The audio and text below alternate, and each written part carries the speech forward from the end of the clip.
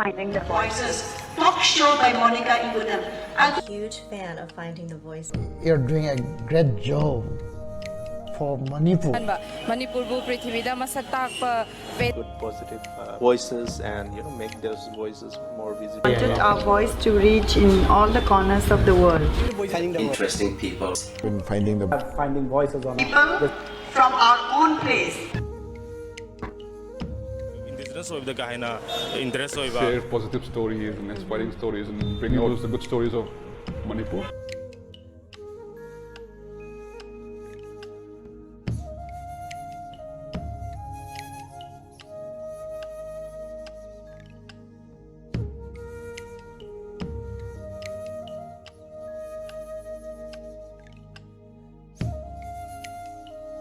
Finding the Voices.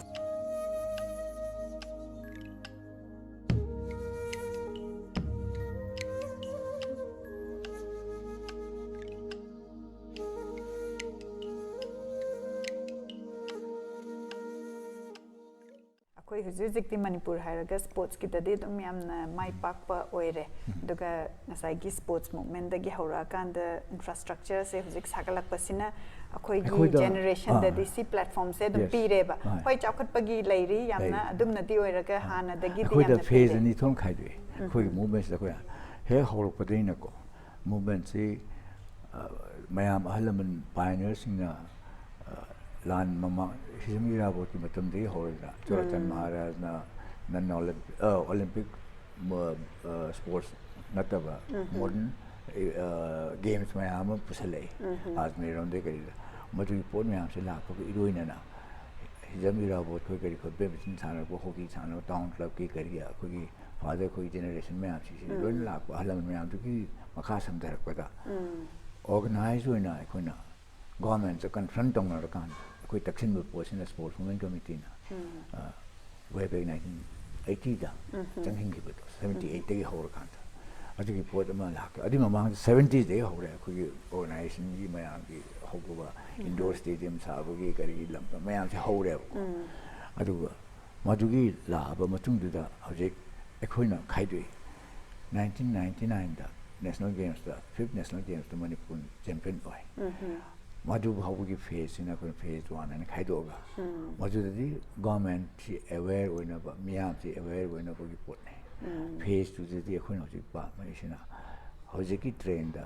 Paradigm ꯁꯤꯞꯁꯦ ꯂꯥꯛꯑꯕꯅꯤꯅ sports ꯁꯥꯏꯟꯁꯦꯁꯀꯤ sports ꯃꯦꯗꯤꯁꯤꯟꯒꯤ ꯑꯗꯨꯒ ꯑꯐꯕ ꯁꯥꯟꯅꯔꯣꯏ ꯑꯃ ꯄꯨꯊꯣꯛꯄ ꯇꯥꯔꯀꯥꯟꯗ ꯑꯩꯈꯣꯏꯗ ꯂꯩꯒꯗꯧꯔꯤꯕ ꯃꯌꯥꯝ ꯁꯥꯏꯟꯇꯤꯐꯤꯛ ꯑꯥꯎꯠꯂꯨꯛ ꯅꯠꯇ꯭ꯔꯒꯅ ꯃꯗꯨꯒꯤ ꯃꯦꯊꯣꯗꯣꯂꯣꯖꯤ ꯇ꯭ꯔꯦꯅꯤꯡꯒꯤ ꯀꯔꯤꯒꯤ ꯃꯌꯥꯝꯁꯤꯡꯁꯤ ꯑꯩꯈꯣꯏꯗ ꯆꯪꯁꯤꯜꯂꯛꯀꯗꯕ ꯃꯌꯥꯝꯁꯤꯡꯁꯤ ꯍꯧꯖꯤꯛꯇꯤ ꯑꯩꯈꯣꯏꯒꯤ ꯃꯤꯁꯤꯡꯁꯤ ꯃꯁꯤꯒꯤ ꯂꯝꯗ ꯇ꯭ꯔꯦꯟ ꯇꯧꯔꯕ ꯑꯗꯒꯤ ꯐꯤꯖꯤꯀꯦꯜ ꯑꯦꯗꯨꯀꯦꯁꯟꯒꯤ ꯂꯝꯗ ꯍꯩꯁꯤꯡꯉꯕ ꯁ꯭ꯄꯣꯔꯠꯁ ꯁꯥꯏꯟꯁꯀꯤ ꯃꯔꯝꯗ ꯍꯧꯖꯤꯛꯇꯤ ꯌꯨꯅꯤꯚꯔꯁꯤꯇꯤꯗꯁꯨ ꯂꯩꯔꯦꯗꯅꯀꯣ faculty of physical education and sports sciences ꯀꯥꯏꯅ ꯅꯦꯁꯅꯦꯜ ꯁ꯭ꯄꯣꯔꯠꯁ ꯌꯨꯅꯤꯚꯔꯁꯤꯇꯤ ꯂꯤꯡꯈꯠꯂꯛꯀꯗꯧꯔꯦ ꯁ꯭ꯄꯣꯔꯠꯁ ꯑꯣꯊꯣꯔꯤꯇꯤ ꯑꯣꯐ ꯏꯟꯗꯤꯌꯥꯗꯁꯨ ꯈꯔ ꯂꯩꯔꯦ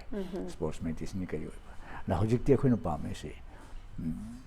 ꯑꯇꯩ ꯗꯦꯚꯂꯞ ꯀꯟꯇ꯭ꯔꯤꯁꯤꯡꯗ ꯇꯧꯔꯤꯕ ꯁꯨꯃꯥꯏꯅ ꯑꯩꯈꯣꯏꯗ ꯋꯥꯔꯜ ꯆꯦꯝꯄꯤꯌꯟ ꯄꯨꯊꯣꯛ ꯇꯥꯔꯒꯗꯤ in par with international infrastructure and ꯑꯗꯨꯅꯦꯕ ꯍꯧꯖꯤꯛ ꯑꯩꯈꯣꯏꯒꯤ ꯀꯣꯆꯦꯁ ꯃꯌꯥꯝꯁꯤꯡꯁꯤ ꯑꯩꯈꯣꯏ ꯑꯈꯟꯅꯕ ꯂꯩꯕꯥꯛꯁꯤ ꯃꯥꯏ ꯃꯥꯒꯤ ꯃꯃꯤꯡ ꯆꯠꯄ ꯀ꯭ꯌꯨꯕꯥꯗ ꯈꯪꯗꯦ ꯑꯗꯩ ꯆꯥꯏꯅꯥꯗ ꯈꯪꯗꯦ ꯆꯠꯇꯅ ꯑꯦꯛꯁꯆꯦꯟꯖ ꯃꯣꯏꯒꯤ ꯀꯣꯆ ꯂꯥꯛꯇꯅ ꯇꯝꯕꯤꯕꯒꯤ ꯇ꯭ꯔꯦꯅꯤꯡ ꯃꯦꯊꯣꯗꯣꯂꯣꯖꯤ ꯀꯔꯤ ꯀꯔꯤꯒꯁꯤꯒꯤ ꯀꯟꯇꯤꯅ꯭ꯌꯨꯇꯤ ꯂꯩꯅꯅꯕꯒꯤ ꯃꯗꯨꯒꯤ ꯋꯦꯜ ꯀꯟꯁꯔꯇꯦꯠ ꯃꯨꯚ ꯑꯃ ꯆꯪꯉꯦ ꯑꯗꯨ ꯃꯌꯥꯝꯁꯤ ꯇꯧꯅꯕ ꯍꯣꯠꯅꯕꯗ ꯄꯩꯁꯥ ꯆꯪꯕꯅꯤꯅ ꯑꯩꯈꯣই ꯁ꯭ꯇꯦꯠ ꯑꯁꯤ ꯂꯥꯏꯔꯕ ꯁ꯭ꯇꯦꯠ ꯑꯃꯅꯤ ꯕꯔꯥꯕꯔ ꯍꯥꯏ ꯑꯗꯨꯕꯨ ꯁ꯭ꯇꯦꯠ ꯐꯟꯗꯤꯡꯁꯦ ꯃꯁꯤꯗ ꯇꯧꯕ ꯆꯨꯝꯅ ꯈꯛꯇꯒꯤ ꯃꯅꯥ ꯐꯪꯉꯀꯥꯟꯗ ꯂꯨꯄꯥ ꯂꯥꯛ 10 ꯄꯤꯔꯤ 5 ꯄꯤꯔꯤ ꯍꯥꯏꯕꯗꯨ ꯅꯠꯇꯕꯗ ꯁꯤꯗ ꯇꯧꯒꯗꯕ ꯁꯦꯝꯒꯗꯕ ꯈꯣꯠꯀꯗꯕ ꯃꯌꯥꯝꯁꯦ ꯑꯉꯥꯡꯁꯤꯡꯗ ꯊꯥꯗꯒꯗꯕ ꯃꯌꯥꯝꯁꯦ ꯃꯍꯩꯗꯨ ꯆꯥꯔꯀꯥꯟꯗ ꯑꯩꯗꯤ ꯁꯝꯅ ꯍꯥꯏꯔꯕꯗ ꯑꯣꯔꯦꯟꯖꯁꯦ ꯄꯥꯜꯂꯀꯥꯟꯗ ꯄꯩꯁꯥ ꯄꯤꯕꯩ ꯃꯍꯨꯠꯇ ꯍꯧꯒꯠꯂꯛꯄꯗ ꯁꯣꯏꯜ ꯍꯥꯞꯇꯅ ꯑꯗꯒꯤ ꯏꯁꯤꯡ ꯆꯥꯏꯗꯅ ꯑꯗꯨꯗ ꯍꯣꯠꯅꯕꯤꯕꯗꯨꯅꯦ ꯑꯗꯨꯅ ꯏꯟꯐ꯭ꯔꯥꯁꯇ꯭ꯔꯛꯆꯔꯁꯤ ꯑꯩꯈꯣꯏ ꯗꯤꯁꯇ꯭ꯔꯤꯛ ꯂꯦꯚꯦꯜꯗ ꯕ꯭ꯂꯣꯛ ꯂꯦꯚꯦꯜꯗ ꯃꯁꯤ ꯃꯔꯥ ꯁꯟꯗꯣꯛꯅꯕ ꯆꯥꯎꯅꯕ ꯀ꯭ꯋꯥꯂꯤꯇꯦꯇꯤꯞ ꯆꯦꯟꯖ ꯑꯃ ꯂꯥꯛꯅꯅꯕ ꯑꯗꯨꯒꯤ ꯄꯣꯠꯁꯤ ꯐꯖꯅ ꯚꯥꯞ ꯇꯥꯅꯅꯕ ꯃꯗꯨꯒꯤ ꯑꯦꯀꯥꯗꯃꯤꯛ ꯏꯟꯄꯨꯠ ꯃꯌꯥꯝꯗꯨ ꯄꯤꯅꯅꯕ ꯑꯗꯨꯒꯤ ꯃꯁꯤ ꯄꯨꯝꯅꯃꯛꯁꯤ ꯆꯪꯕꯅꯤꯅ ꯑꯩꯈꯣꯏꯅ ꯏꯟꯗꯤꯌꯥ ꯁꯦꯟꯇꯔꯗꯒꯤ ꯍꯥꯏꯔꯛꯄ ꯉꯥꯏꯗꯕꯗ innovative ideas se khoina hodu khoina pioneer voices ne idea khoina si idea si leire initiative leire adagi kai tawni hai se identify tawre only huzik darkar leire se sigi push funding adagi oirakpa implement tawbudune yes potential si yam le angang pim chan pam cha akhoi bu matam chana mosi akhoi talent hansi tawba ajo properly groom tawba ajo mo hoise chunda khati sports khati natabada all round development holistic view the body mind and spirit education is phale mangal phangan ba ajo at the same time hoi gi kanogi leite laris kwadi akhoi do waris mani leite laris apawanga yamna economically backward or bedagi chawrapane talent wo bi alme akhoi ni sports school taw kanda akhoi apabongang de tahnik akhoi si dei tamhaning banina amoi de scholarship pi ta free adu free me am yam salaga de akhoi da management to harakpa si problem lakpa aduna sometimes angang sing sensitive angang hindi adumaina lem na char le bisu mamana ba sing na kari haide ge si ya child psychology de so ya marriage scholarship ni haide ai na mana de we ni haide di ma so thok je ba ai lair ba dagi ai ismaila lem na taman biri ni ai lem na chari ni ai bis ikai je angang si yaw le ai theng ba ade moi da marriage scholarship ki matung ni ma free education ni haide di modun na moi da kitang nungai je ba penji bam yaw lair ba dagi tawrini hairgati inferiority complex am lai okay ada hujuzik this minor funding scholarship pi bagi laibasi laibi brana traga kamain ta hujik si akhona nam sena har kan da hujik for the time be khosi schools di ati kano da government ne am piri wa par scholarship ki gari kara ge di makhal mathen yam lai re aduga hujik di government su to ya ba ngi di mayam hai na sim tawri adu only thing is akhona say suppose for example MMT ke harisi financial grant khara maintenance dang ke lump sum ba la ka no khara happy harisi just like state kala academy the art and culture ki through da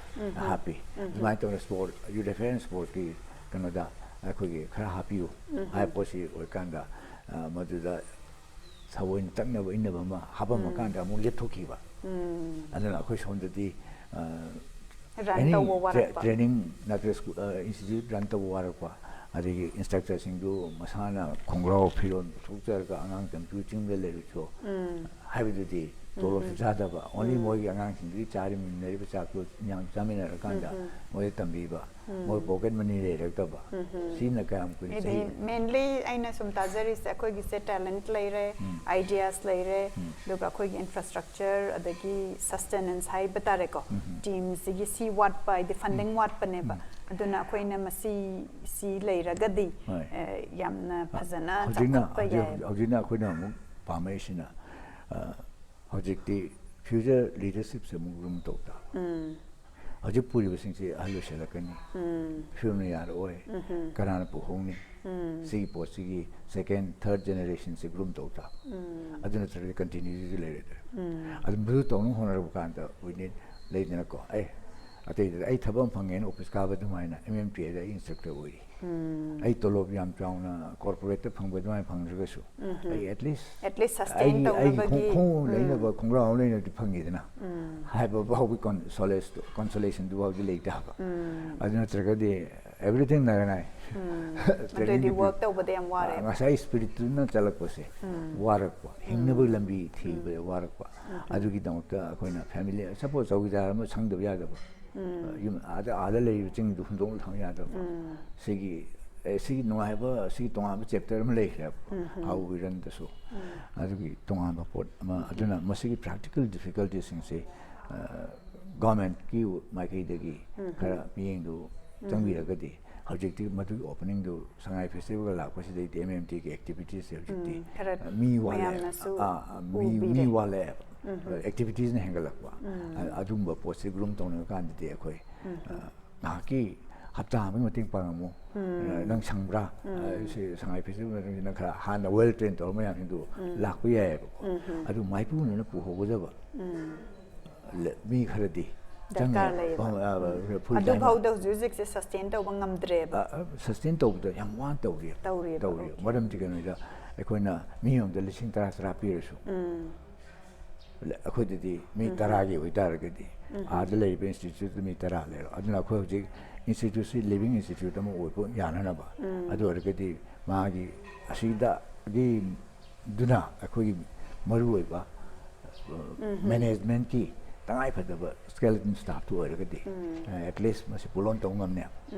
angang sing se akoina hujik jumna khaktegi angang semaga my childhood to gi natraga magi naha oringai da torm ko experience la adusiam pai akoina jum pamna hayeng MMT si puhodo mi so ko thiri Continuity or kanana president ho de kanana secretary ho de se ko groom to pa me maram de keno da ko gi masai ji ai hayu do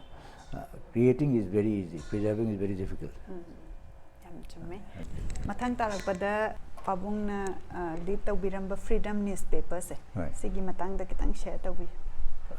the same day sports movement tawring dai cover si Kongling but han kuire kongling ba ada aham bada magazine na kunjana haro gaina kone adagi sana roi gaina sports movement ki manung chan ko sana roi gaina madada ko physical education ki sports ki science ki maramda adagi lari ba mayam si ki matam bi train of Olympic movement ki kari adu akoina angang sinda akogi grassroots level da motivation gi mobilization gi karigi ada inspire jong hona bada ada to adu sportsman to ngi da khabar si hongdi phongning masam da focus to ngon da aduna 1992 da 12 December da freedom si basically I the journalism da train to kunate ba bhalbu adubu aina sum pamzeru haigadra mainer to kanda matam da 1990s early 90s haitare madu social changes me ama lakpa khot ko me amsing si lakanda koida filter persimadu vernacular da ibaki mathakta mapani mioisina khangna ba akoi pot si karino ayusi khang adun maram oitna tasina freedom si English version do han tawne aduna 1992 gi 12 December da phongni aduma akoina 2001 gi February first week ada phoktam phongame adeki see Marakshi da khushi ngalitana freedom of press si absolute freedom like and the adu phonge habagi press is to wa sigi poche part of our any khui freedom si danate ate to khabar me am sing si tat to si matam dogi kari haini ai de akoina phongning basi the limitations lai ba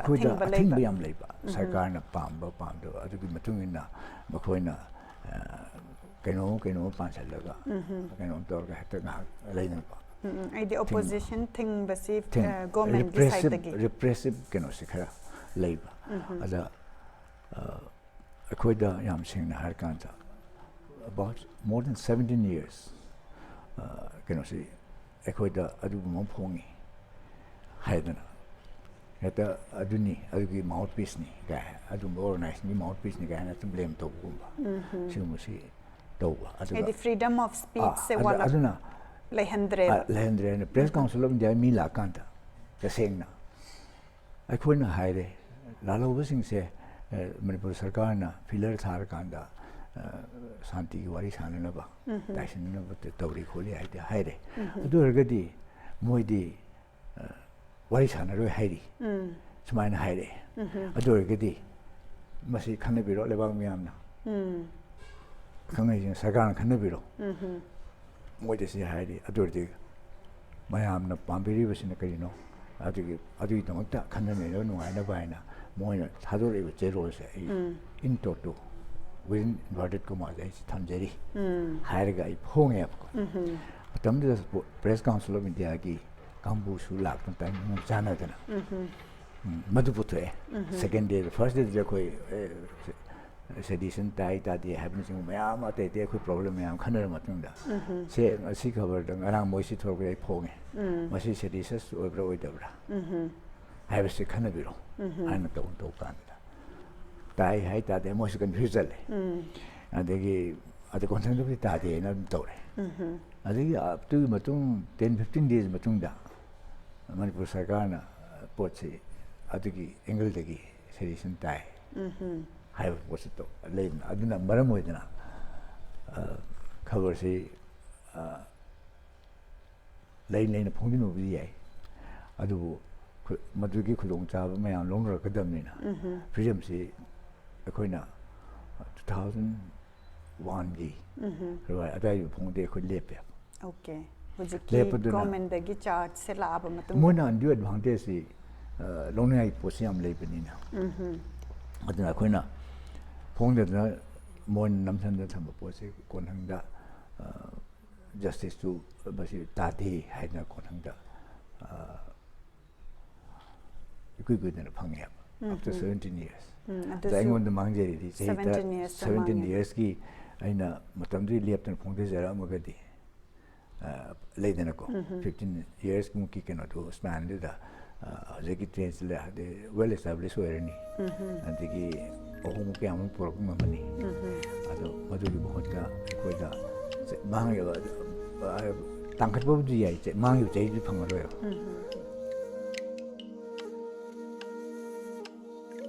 Monica, Finding the Voices. Finding the voices. Finding the voice. Otamata Air Force ki sutta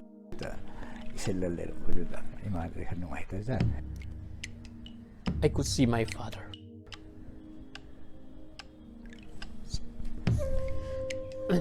Who came to meet my headmaster because he was unable to pay the fee. I'm sorry.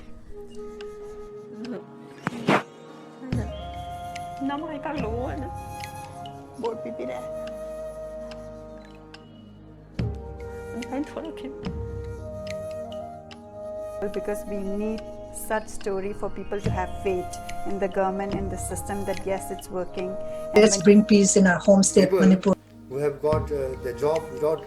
bribery, they will do justice to their job and they will help raise the standard of Manipur.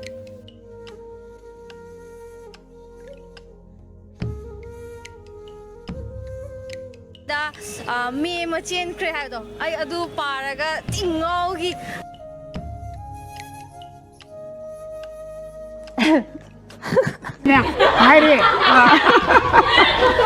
Adivine, Rako.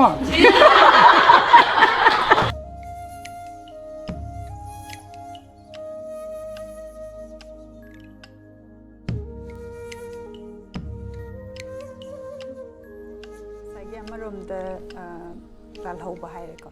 lalhaubonna phongtorokpa wa phongtokpase si amaromda ngasagi huzik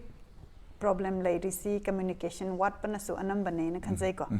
ngasagi government na kai pamba dagi lalhaubaina kari pamba si communication gi link se laiteba si yam nungai si kanoni yam nungai si moina charge to a particular case a case in point ko kamai to ge moina haisina Masi lalu betul mating pangba lalu bagi pot phongba sobat pa mini hai bagi adu mai adu moi ain kan di makha close di makha to nya aja mana hai trial matam chatha kan judge na kare hai ke how the headline di hong pa biro hai mang ji wamang yan thre first and second paragraph si madam sina wajna si phongi bani within inverted commas ado sini haira nan kotori dite magi editorial natte magi amana hairak bane ba moina hairak pado si le paupi bagi wane ba si mo press mo thadore si nei ne biro khane biro moi di smaina moi firep ti sini akhoi miya na pa mina peace por podani adu ri kamai to de ge se amai to result to ni na akhang ai si su khana biro Manipur sarkar su ji khana biro aduga aina mayam bi do sing pao se mana tha do re si le re tham hai se ma adna ama government ki pp dana project ka no dana to ma se da sini si haire du hen to lo ko to re ma adu di ma na even te ma yi detail na te ma reporting na te ma ke no na te ma di moina tha do ku ne so ma ha hai gare adu de ni hai to wo da aduna adi ma chak da noina si government ki education sanction na ma lo de na to ni na ai ma si trial to ro si di capital punishment period life imprisonment period upon na aduna si di aduna quest over here to na aduna potu moi 다들 위치에서 열 중에 고토로가 아주 고토로는 많이 대신해요. 아주 많이. example हमने 많이 physics case clear होइरे case session जज दा session court दा 많이 ताबने कोई थोक बहुत public 아마 high court के जन रिपोर्ट हो लागते बाबारो 아주 라가서 나고 리포트 라그니 아주 아이원들이 아이는 간접이데 madu akhoi da masai gi freedom of press freedom of expression sigi keno se constitution de piri ba khoi da aya moina mo interpretation the absolute freedom lete have interpretation of lege ga su ma gi mayang da yeng pa kan da di potu repressive measures na akhoi gi freedom of press masi amu 진 표본 넘어 동도 그게 보지. 시시 레이버. 아주는 보도에 니 하시시니. 마사기 예행과 미행다. 마 하시지 뭐이 이 뭐하선도 끝났대. 마나 하시지 내는 범도. 메신저 기 개노네바. 메신저 오이나 폼네. 아도지 Manipur सरकार ने filler था Harry तो मोदी सी हायरे कमाई तो इनो high पोसी democratic system अमता कोई कमाई नहीं करी तो नहीं हाईवे की स्ट्रेटेजी तो वर्कआउट तो डाल दी अदुन तो मासी फोंगे मादी अदु की कनोनी मोगी कनो खुलोंगा लेदन को मोन तिंग पांगे मो सोगले हाईवे तो वापुदु अदुम चले पोतु सिनी ग्राउंड रियलिटी दिसिनी मोन हाने सिनी अदु सरकार ने मियाम द थमिने सिनी अदु दे कोई कर्म फिल्म तो target come on पोरकनी 시기 외아웃도 어떻게 보트네 아다 예무들이 에 어두니 아다 아이는 이디 아다 아이나 봉고데나 아두 빨래 셈파우도 어떻게 커버는 봉고데나 반데 오케이 바이어스 오이바 아도 ngasai pabunggi warida smaina bias oibegi se mathang laidana ngasai gi air force gi dasu doubt labor suspicion labor tawre adagi huzik freedom da su smaina muk tawre school da su ngasai gi tawre angang pikraba du da mong nong maina dang du da namaga maina rate to bagi legre da masimyam si angang pikraba te tumiyam do angang tumiyam se da masimyam si yamna babung da kari feeling dai adu ka kamaina cope up tawki yes sometimes equina yam sentimental kari we want to tabada yam realistic approach yeng targeti hajik labor system sida conflict situation sida government ki outlook se rather pot to phajna nei na bagi mohta yam mogi kantha kalum na ba yam na academic input to yog the number hoidana miyam se alienate to we process lan long to suppose for example ai khang ni angang sing du tampi ba takpi ba da hojik residential school to we process ai khun se hi kun thai ma wang da ni phu wang da ho madu ki poto khuna hodo u re hojik ti thang da si compulsory subject ho re hojik ke su acceptable hoire ba matam du da pura questionable hoire ga thang ta si karino mi han la mi wan te masi pun sirol ni thang ta si bi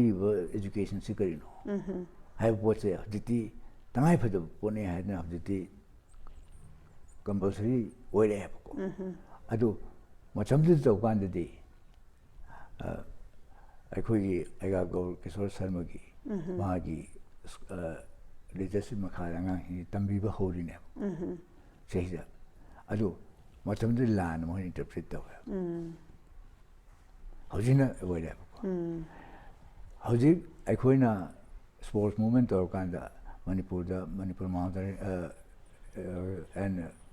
trekking experience same at the same time equestrian same polo han le Germany aduga hojiki so jumping se or equestrian se si hodoi ne ado Olympic movement game am ne se ado tamje sagol tung tambi aina adu charge to lei ribne ba mountaineering gi and trekking gi adventure sports or compulsory asum tambiri se adi average ka gai se adu chingka ba nature gi gari environmental flora fauna mayam se ko na chat na to kan da anga gi si ka ro hal pa kan da mo da sigi langol hill sigi topography ma gi flora fauna ma gi ko ngai ba climate change gi matung environmental classes da ho re ba khoi adu mo adu understand to de ba chingka hali lalo wo the groom to ni ai the negative lom da oina pu khiba ana jing da puri se when we are going mountain ya have to kan da odari sang ji be so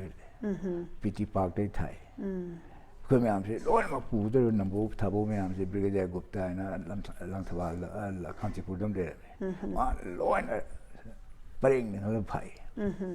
hawung kan bu ko best adina understanding of the morning every litan da kai lo na tent khala khala ga ko si guided tour gu bisan mo ya adugi path de hendok te bi akoi environment da ko na nungai jene se ga da du mo gi cha pithak poi ga ri hospitality budi am lai ga su akoi da madu gi pot gi restriction am delay re adina ojari sang na phagi to ma to na anh muốn để sang khoa cô, alo samban wang di lan ni nu ko, anh nói đâu, anh hiện không có can da, anh hala can khang ni da, anh phagi tao nu, Mount Everest ka kala can da, anh khuyên ngang kheng sin, adik ti pot tu kari no hai pot, khang eba, ada adventure sports, fajar na groom to can da, मैं am nu appreciate तो मर can da. I think ngasai pabung na di initial da ngasai ahan ba horak pa ahan ba gi wakhan lon se lak pa da di yamna accept over the work re aduga with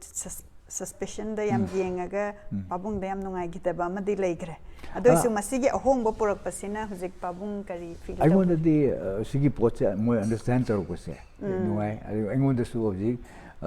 sahi tra matung da court ki raya mana I want the sedition ta de guys I want the nungai jaba at least I think asagi air force ki case to the su high gre last the farewell party the smain to bani amna ikai ba poe aina suspicious oina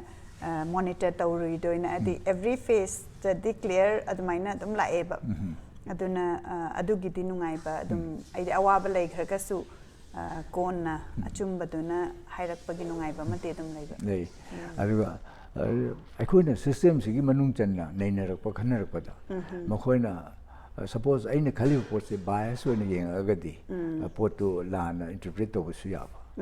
at the same time agi oi own thinking da ai own conscience da machine chumi ai masidi si dong te de ai lepkani serious su changa su hai bu pot na tong aba ni ai ideological conviction den tong aba ni aduga aina tawri pot da ai gi isagi kana na bagi natraga oi na bagi to pagi ai min chat ki kari pot di adu so khalu di only thing is future generations ko mana adu the future of Manipur akoi na parks na te malem gi khanbang am tro phau da mi ko khunai si gi kari akoi su kari contribute to ya gi mi khangna ri ba nei nari ba tam nari ba po sing se akoi ngang sing te phang di si kari phangna bu khona da si system sina mating phang di si kari ba to hon bi pot no ho ba mayam da ura kan da madu phangna bagi damakta protest haigadra adugi movement du ne ba adu tawjabane exactly kangla kan ba si su khoi initiation da khona matamdugi director Tamo Sonendra Jongtangi Hajiki retire Baigo superintendent archaeology ga waram joint director one retire to him Mohammed Kangla Sitang Yan the son of Pusli permission low art and culture degi aduga Yeng Wiani Johnson School the Tamba Satras in Kanglaman Kailegi Kandi the Pasna the Tamba Satris in Kailegi Kandi Analyzing Academy the Kurai Kanglaman Kailegi Kandi except Durga Puja the Bali Matun I'm team to handle Huzikti I don't know Alaman since Saguman the game might be Selakandi as a quick Sidor Poche Kongyong Boroda Karida David the Hindu Kanglaman Udan Siranganida and a heavy Yahweh. Say whom Dasurba, Woman de Lagua, a coin of Parmesan lower Kanda, a coin of movements of Walakanda, Tawai Tangakanda, Sidana Saimoko, Kakiba, Kanglasa, Kanglau Tramama, Sinisini, Adunisini, Tikendrajit, Mafumiam, say, Madu, Arden Kalsagi, director, Thomas Horendro, they Hidre, and they can Baiko, who I see pump from the rhythm base by base, no, the Zanga, no, the listening of the in the level. Some of us are going to Talakun. Can't let person become the Amazon song. I thought they should laugh and a quarter of bust no Hungalas behind me. I ultimately concerning movement to momentum said the Kalakan Lucas Hemacal to Tore. Movement me and plus ultimately imagine agitation to the Taglama Hani. Masina public the Huzik Akoi Angang Singna Adum freely Changbanga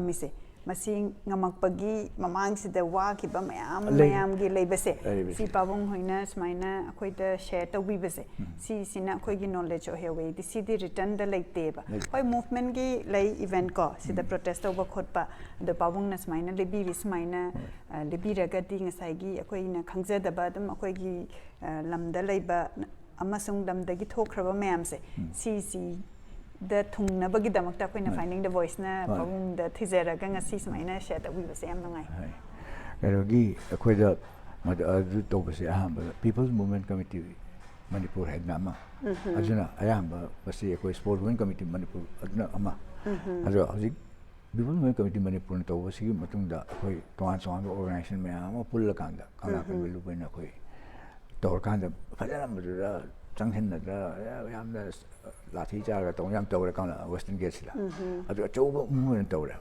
I think Powdam was a hundred. I don't listen. Ima Singna Kanogi Hataki Manorama, Matung agitation to Lakotaki Tim Hoise Yam Tuna, one lap with the Lakombe one. I don't know, Poti, I could Matugi groundworks, Kanglagi importance, I couldn't Satra. Wariba, Satri, Wariba, Pimtan, Pamsasing, Paktakana, Lisang Sinasahi, Kaza,